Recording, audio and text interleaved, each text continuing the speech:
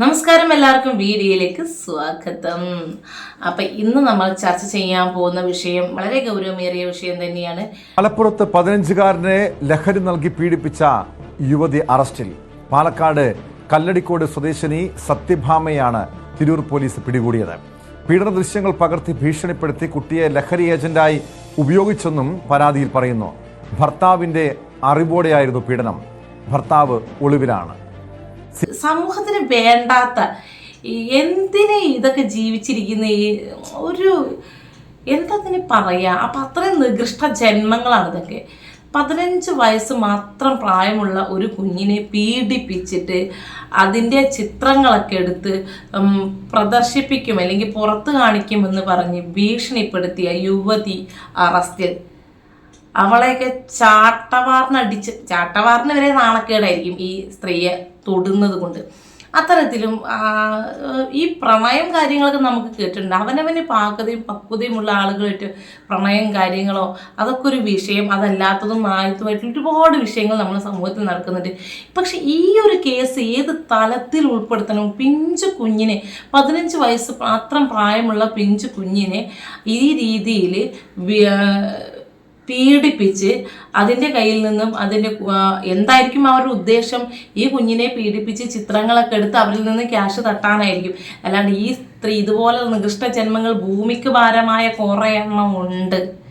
എനിക്ക് എന്ത് ചെയ്യണമെന്നറിയില്ല. എന്തായാലും കൂടെ അധ്വാനിക്കാൻ വയ്യ, അങ്ങോട്ട് അധ്വാനിച്ച് ജീവിക്കാൻ വയ്യ. ഇത് ആരെങ്കിലും കട്ടിട്ടും ആരെങ്കിലും കൊന്നിട്ടും അല്ലെങ്കിൽ ചെറുതെന്നോ വലുതെന്നോ ഇല്ലാതെ പിഞ്ചു കുഞ്ഞുങ്ങളെയും ആയാലും വൃദ്ധന്മാരെയാണെങ്കിലും ഇങ്ങനെ മുതലെടുത്ത് അവരിൽ നിന്ന് പിഴിഞ്ഞ് ജീവിക്കാൻ വേണ്ടി മാത്രമുണ്ടായ കുറേ ജന്മങ്ങൾ മേലനങ്ങാതെ വരുമാനം നേടല്ലേ. അപ്പം ഇതുപോലെ പിഞ്ചു കുഞ്ഞിന് ഇത്ര 15 വയസ്സല്ലേ പ്രായമുള്ളൂ, അവനെ ഇതുപോലെ പീഡിപ്പിച്ച് അവരുടെ പക്കൽ നിന്നും കിട്ടുന്നതെല്ലാം വാങ്ങിച്ച് അതുകൊണ്ട് ഉറങ്ങാൻ നാണമില്ലേ സ്ത്രീയെ? അതാണ് ചോദിക്കുന്നത്. ഇത്രമാത്രം വൃത്തികെട്ട രീതിയിൽ ഏത് രീതിയിൽ ഇതിനെ സംസാരിക്കണം എന്ന് അറിയുന്നില്ല. കാരണം നമ്മൾ പല വാക്കുകളും വന്നു പോകുന്നുണ്ട്, സംസാരിച്ച് പോകുന്നുണ്ട്. പക്ഷെ അങ്ങനെ ഒരു വിഷയമാണത്. അപ്പോൾ ഓരോരുത്തരും ചിന്തിക്കുക, നമ്മുടെ കുഞ്ഞുങ്ങൾക്കാണെങ്കിൽ ഇത്തരം ഒരു അവസ്ഥ വന്നിട്ടുണ്ടാവും. ഇതുപോലെ ചിലപ്പോൾ നമ്മുടെ കയ്യിൽ നിന്ന് പോവും, അല്ലെ, കൊന്നു കളഞ്ഞു പോവും. ആ ഒരു വിഷയത്തിലേക്ക് നമ്മൾ എത്തിപ്പോവും. കാരണം അത്രമാത്രം വൃത്തികെട്ട പരിപാടിയാണ്. കൂടെ ആരുണ്ട്? ഇയാളുടെ ഭർത്താവും ഉണ്ട്.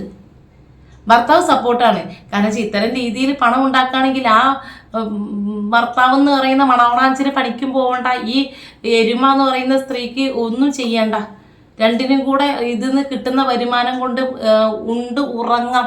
ഇപ്പം നല്ലോണം ഉറങ്ങാം. അത് നല്ലോണം ഉറങ്ങാൻ എന്നുള്ളത് തെറ്റൊന്നുമില്ല. കാരണം എന്ന് വെച്ചാൽ മുന്നേ ഒരു കുട്ടി പറയുന്നത് നമ്മൾ കേട്ടിട്ടുണ്ടായിരുന്നു, പിന്നെ ജയിലിലൊക്കെ ചപ്പാത്തിയും ചിക്കൻ കറിയും ബിരിയാണിയൊക്കെ അല്ലേ കൊടുക്കുന്നത്, പക്ഷെ ഞങ്ങൾക്ക് അങ്കണവാടിയിൽ ചോറും പയറേ ഉള്ളൂ എന്ന് പറഞ്ഞില്ലേ. പാവ കുഞ്ഞുമാവയുടെ ഒരു നിഷ്കളങ്കമായ ഒരു ചോദ്യമാണ് അതെങ്കിലും എത്രത്തോളം വാല്യൂ ഉണ്ട് അതിനില്ലേ, എത്രത്തോളം വലുപ്പമുണ്ട്. ആ ചോദ്യം എത്ര വലുതാണ്.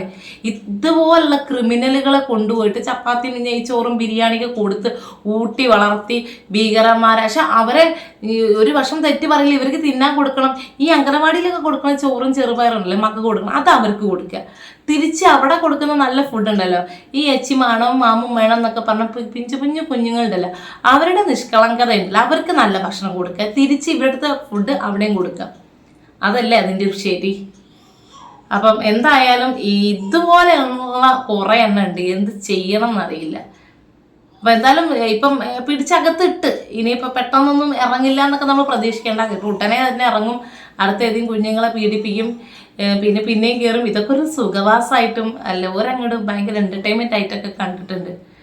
അപ്പം ഇനി ഇതുപോലെയുള്ള പ്രവർത്തികൾക്ക് മാതാപിതാക്കൾ ഇതുപോലെ ഇപ്പം നമ്മളെ പാകിസ്ഥാൻ നമ്മളോട് ചെയ്ത കൊടും ക്രൂരതയ്ക്ക് നമ്മൾ തിരിച്ചടി എങ്ങനെയാണ് കൊടുക്കുന്നത്, അതുപോലെ തന്നെ ശിക്ഷാ നിയമത്തിലും വരേണ്ടി വരും. ഒരു പൊതുജന സമക്ഷത്തിലേക്ക് ഒരു ശിക്ഷാ നടപടി വന്നാൽ മാത്രമേ ഇത്തരത്തിലുള്ള കീടങ്ങൾ വളരാതിരിക്കുകയുള്ളൂ. ഓക്കെ, അടുത്തൊരു വീഡിയോ കാണും വരെ ബൈ. ചാനൽ ഒന്ന് സബ്സ്ക്രൈബ് ചെയ്യൂ. പുതിയ വാർത്തകളും വിശേഷങ്ങളുമായിട്ട് പിന്നെ വരാം.